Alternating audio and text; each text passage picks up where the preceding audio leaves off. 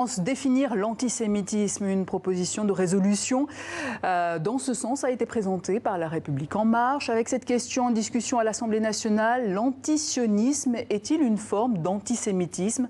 Ce texte divise la majorité. 2/3 des députés LREM le rejettent et les réactions les plus virulentes viennent des juifs eux-mêmes. 127 intellectuels juifs ont ainsi signé dans le journal Le Monde une tribune pour ne pas faire l'amalgame. Slimane Zeguidour, on peut être juif et antisioniste?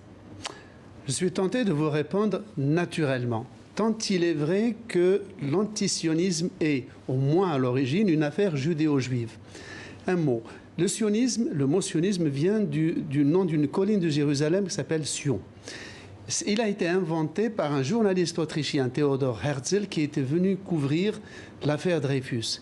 Puis, voyant cet antisémitisme délirant, il s'est dit la seule solution pour le problème des Juifs, c'est de créer un État pour les Juifs où les Juifs seraient entre eux.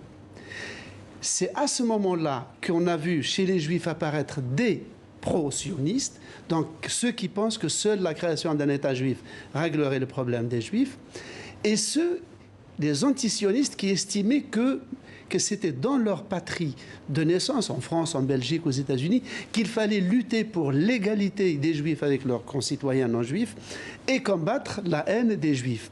Donc le premier antisémitisme à l'origine, le premier antisionisme, est d'abord une affaire chez les Juifs.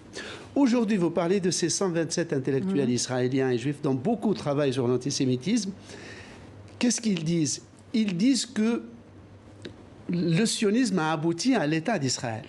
L'État d'Israël aujourd'hui, c'est quoi? C'est un sujet de droit international qui a signé, paraphé des résolutions internationales qui l'obligent vis-à-vis de la communauté internationale pour ce qui est, par exemple, des droits de l'homme. Donc, estime-t-il, si cet État enfreint la loi internationale, il est tout à fait logique et légitime de le critiquer. Et qui plus est quand on est juif, parce qu'ils disent que souvent les dirigeants de cet État disent agir en tant que juifs par et pour les juifs. Donc ça les implique à leur corps défendant. Et c'est ce qui tente de rappeler Slimane Zeguidour, éditorialiste à TV5 Monde. Merci beaucoup.